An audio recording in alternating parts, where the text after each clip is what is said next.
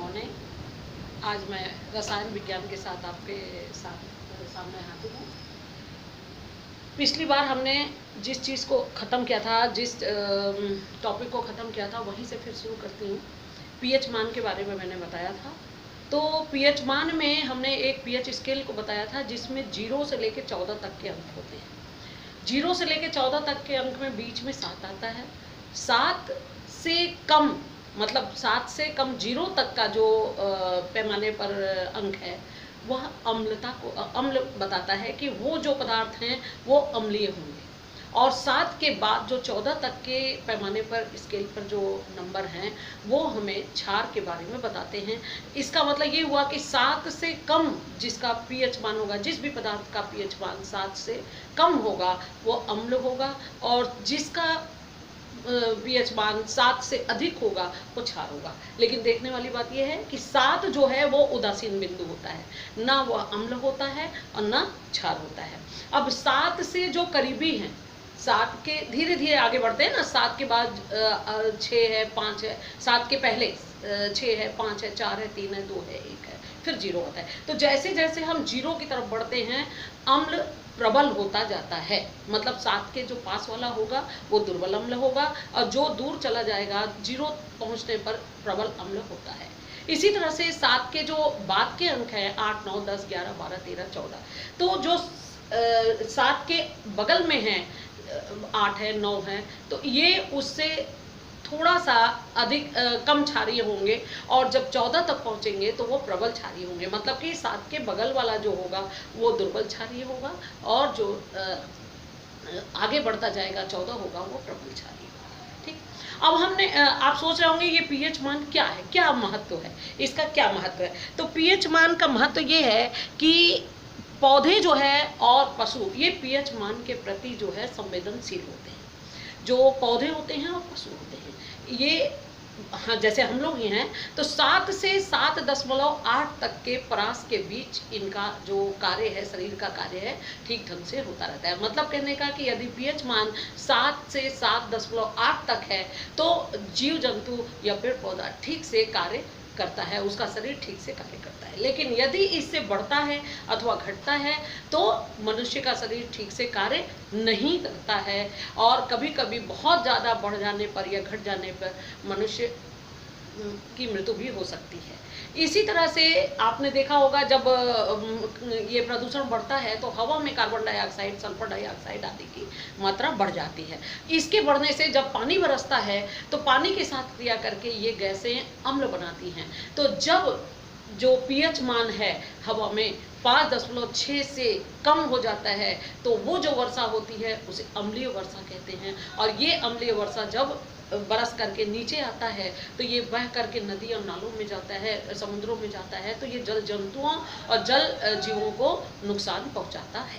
इसी तरह से हमारे शरीर में, हमारे आहार तंत्र में भी एक पीएच मान का मानक है कि इतने के बीच वो कार्य करेगा। जैसे आपने देखा होगा कि हमने पढ़ाया भी था कि आपके जो आमाशय में HCl की मात्रा होती है, लेकिन HCl की मात्रा एक सीमा तक होती है। यदि उससे बढ़ेगा तो आप देखते हैं कभी कभी आप उल्टा सीधा जब मसाले तेल वगैरह खाते हैं तो आपके गले में जलन होने लगती है। तो जलन जो होती है वो इसीलिए होती है क्योंकि HCl की मात्रा बढ़ जाती है, अम्ल की मात्रा बढ़ जाती है। अब इसको घटाने के लिए हम दुर्बल क्षार का उपयोग करते हैं, तब जाकर हमारे गले की जलन, जैसे मैग्नीशियम हाइड्रोक्साइड जैसे दुर्बल क्षार का प्रयोग करते हैं। इसी तरह से बहुत से ऐसे जीवाणु हैं, बहुत से ऐसे जीव जंतु हैं, बहुत से ऐसे पेड़ पौधे हैं जो काट लेते हैं और अम्ल को आपके त्वचा में डाल देते हैं। जैसे आपके भौरे हैं या टिड्डे हैं, ये जो कीड़े मकोड़े हैं, ये जब आपकी त्वचा पर बैठते हैं और काट लेते हैं, या बहुत से ऐसे पौधे हैं जिनको आप छू भर लेते हैं तो वो आपको त्वचा को नुकसान पहुंचाते हैं। तो ये अम्ल को आपके त्वचा में डाल देते हैं जिससे जलन महसूस होती है। तो उसको ठीक करने के लिए हमें फिर क्षार का उपयोग करना पड़ता है क्योंकि पीएच मान उसका घट जाता है। इसी तरह से आप देखेंगे कि पशुओं और पौधों में रसायनों से आत्मरक्षा ये हुआ। अब दंत क्षय, आपके दांतों में, आपके मुंह में जो दांत है, दांत है और जीभ है, इसमें बराबर जो है कि क्रिया होती रहती है, आप भोजन करते हैं तो उसमें अम्ल बढ़ता रहता है। और जब दांतों में एक एनामिल होता है, जो चमक होती है, वो सबसे कठोर पदार्थ माना जाता है। जो हमारे शरीर का सबसे कठोर पदार्थ क्या है? एनामिल, ये जो दांतों का एनामिल है। लेकिन यदि मुंह के अंदर अम्लीयता बढ़ती है तो उसका भी क्षय होने लगता है और आपके दांत जो है वो दांतों को वो नुकसान पहुंचाने लगते हैं। मतलब अम्लता जब बढ़ती है तो आपको कभी कभी लगता नहीं है मुंह खट्टा हो रहा है। मुंह खट्टा क्यों हो रहा है? क्योंकि आपको बताया ना कि अम्ल खट्टे होते हैं, तो अम्ल के बढ़ने से आपके मुंह में खट्टापन आता है और अगर ज़्यादा बढ़ने लगेगा तो आपके दांतों को नुकसान पहुंचाता है। इसी तरह से आपने सुना होगा खेतों में मिट्टी की जांच होती है। मिट्टी की जांच इसलिए होती है, कौन से पौधे किस पीएच परास के बीच अच्छे उगेंगे, इसको जांचने के लिए आजकल जो है कि मिट्टी की जांच की जाती है। उसका पीएच मान देखा जाता है कि ये कितने परास का है और उस तरह से उसको घटाया और बढ़ाया जाता है, जिसके लिए रासायनिक खादों का प्रयोग किया जाता है। अब अम्ल यदि ज़्यादा है तो क्षारीय चीज़ों का प्रयोग किया जाता है और क्षारीय अगर ज़्यादा है तो अम्लीय चीज़ों का प्रयोग करके उसको उदासीन किया जाता है। तो इस तरह से हमने आपको बताया कि पीएच का क्या महत्व है। ये आता है प्रश्न, इसको आप ध्यान से। अब हम आपको ये नया टॉपिक जो आखिरी है, इस चैप्टर का लगभग आखिरी टॉपिक आ रहा है, अभी एक दो और बताया जाएगा। तो ये है लवण। हमने अभी तक क्षारक और अम्ल के बारे में बताया था। अब है ये लवण। अब लवण क्या होते हैं? लवण जो होते हैं वे पदार्थ हैं जिनके जलीय विलयन में H आयन के अतिरिक्त आयन हो और OH आयन के अतिरिक्त कोई अन्य आयन हो। हमने आपको बताया था अम्ल वो होते हैं जिसमें H आयन के अतिरिक्त कोई अन्य आयन नहीं होते हैं, तो वो अम्ल होता है। लेकिन लवण जो होता है इसमें H आयन के अतिरिक्त कोई और भी धनायन होता है और OH आयन के अतिरिक्त भी कोई अन्य ऋणायन भी होता है, उसे कहते हैं लवण। अब जैसे ZnSO4, ये जिंक सल्फेट, ये क्या है? Zinc sulphate. जिंक सल्फेट को जब हम जल में घोलते हैं तो जल में घोलेंगे तो H और OH आयन तो आएगा ही आएगा। इसके अतिरिक्त देखिए Zn धनायन और SO4 ऋणायन, ये भी आ रहा है। इसी तरह से हम इसको देखिए, इसको हमने प्रतीकों के रूप में लिखा है और इसको हम हिंदी में पढ़ रहे हैं ताकि आप जान भी लें, और इसको मैंने आपके व्हाट्सएप पे डाल दिया है, कोई दिक्कत नहीं आएगी। NaCl लिखा है, मतलब sodium chloride, copper sulphate, potassium nitrate और अमोनियम क्लोराइड आदि लवण हैं, जिसमें H आयन और OH H धनायन और OH ऋणायन के अतिरिक्त ये जो है धनायन और ऋणायन, ये भी रहते हैं, जिन्हें लवण कहते हैं। अब समझ रहे हैं, हम समझते हैं कि आपको ये लवण के बारे में पता चल गया होगा। अब देखिए लवण भी कई प्रकार के होते हैं, इनके भी परिवार होते हैं। लवण परिवार माने कितने तरह के ये लवण आपके सामने आते हैं। तो लवण परिवार में पहले सल्फेट लवण, पहले क्या आते हैं? सल्फेट लवण माने जिसमें ये क्रियात्मक समूह सल्फेट हो, जिसके अंदर क्रियात्मक समूह सल्फेट हो, जैसे पोटेशियम सल्फेट। अब इसको हम हिंदी में पढ़ दे रहे हैं, आप इसको देख लीजिएगा, K2SO4 potassium sulphate, sodium sulphate, calcium sulphate, magnesium sulphate. इसमें देखिए सब में सल्फेट क्रियात्मक समूह है, एक क्रियात्मक समूह है। तो अब इसी तरह से दूसरा है सोडियम लवण का मतलब इसमें सोडियम जो है वो अवश्य होगा, सोडियम सल्फेट, सोडियम क्लोराइड और सोडियम नाइट्रेट और सोडियम कार्बोनेट। तो इस तरह से आप देख रहे हैं कि इसको लवण परिवार का दूसरा सदस्य है सोडियम लवण।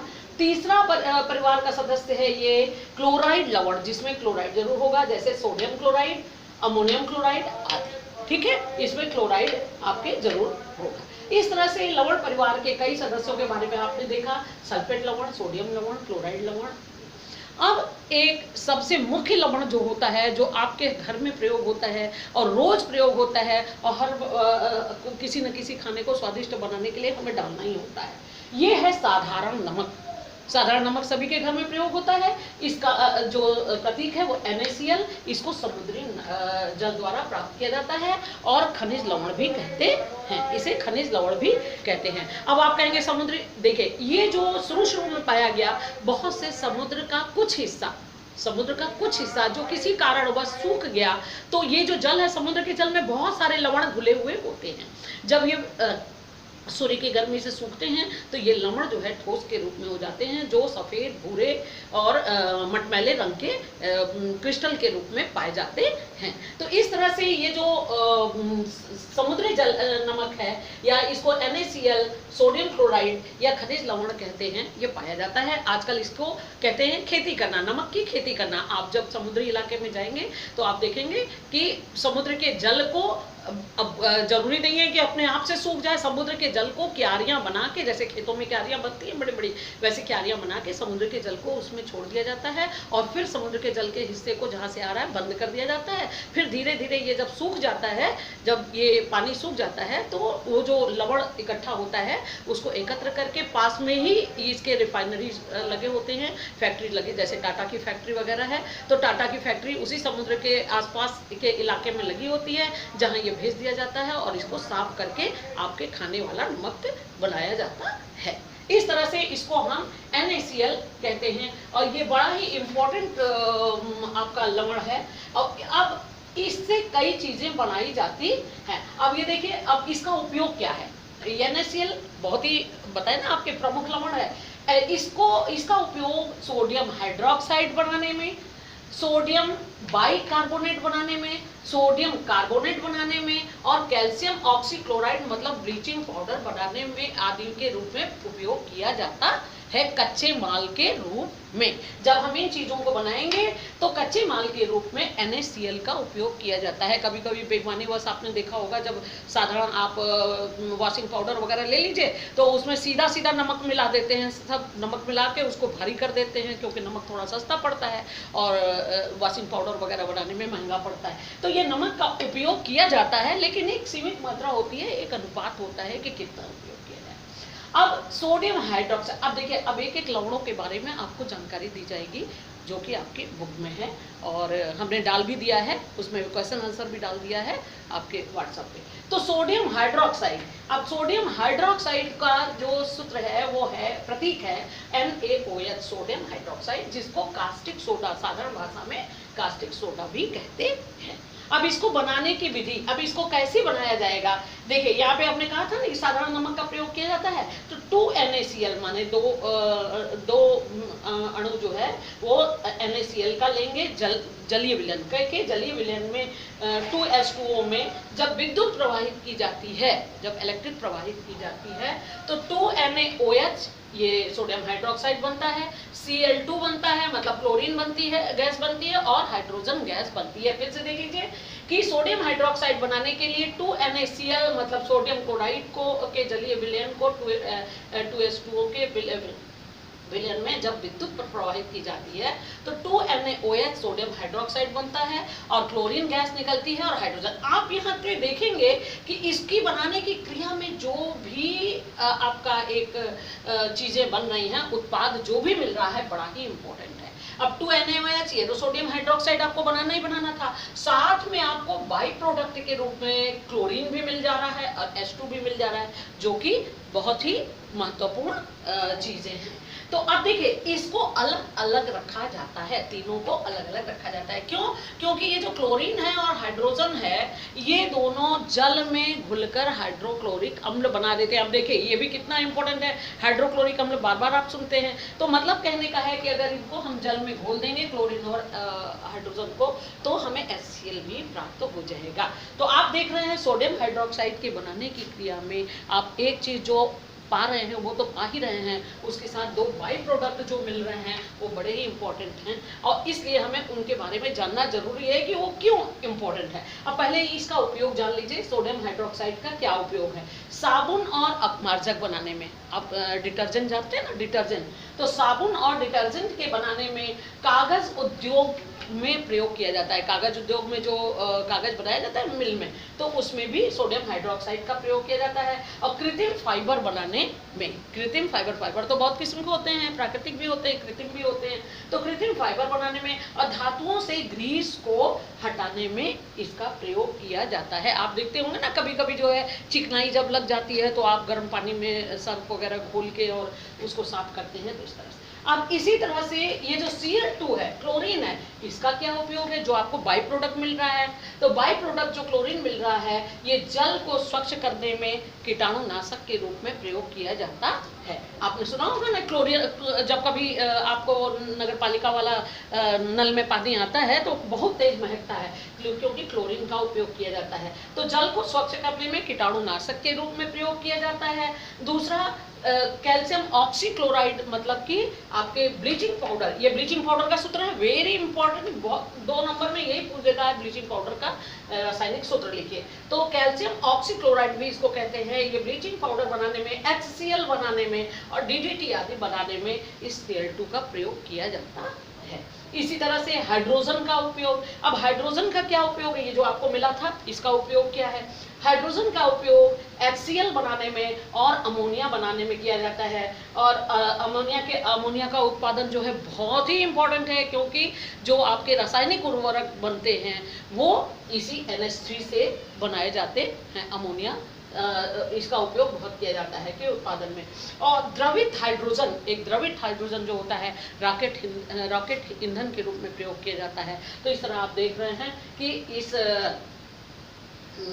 ये हाइड्रोजन का उपयोग, आपके हाइड्रोजन का क्या क्या उपयोग है, ये भी हमने आपको बताया। और ये तीसरा वेरी इंपॉर्टेंट है, वनस्पति तेलों से घी बनाने में।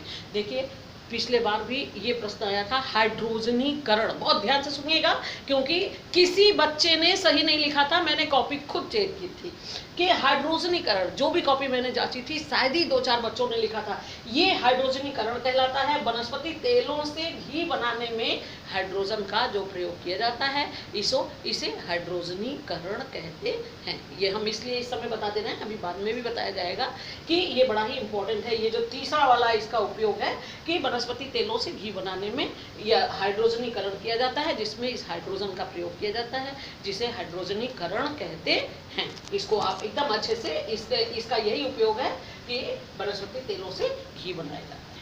अब अभी हमने आपको बताया कि जो हाइड्रोजन है वो क्लोरीन है, वो जल में घुल करके हाइड्रोक्लोरिक अम्ल बना देते हैं। तो ये देखिए, चौथा बाई प्रोडक्ट भी आपको मिल जा रहा है इसके साथ ही। तो HCl का क्या उपयोग होता है, ये प्रयोगशाला में अभिकर्मक के रूप में प्रयोग किया जाता है। प्रयोगशाला में कोई भी हम जब टेस्ट करते हैं तो उसमें अभिकर्मक के रूप में प्रयोग किया जाता है। धातुओं की सफाई करने में प्रयोग किया जाता है और औषधि एवं सौंदर्य प्रसाधन की सामग्री बनाने में इसका प्रयोग किया जाता है। इसी तरह से वस्त्र उद्योग में HCl का प्रयोग होता है।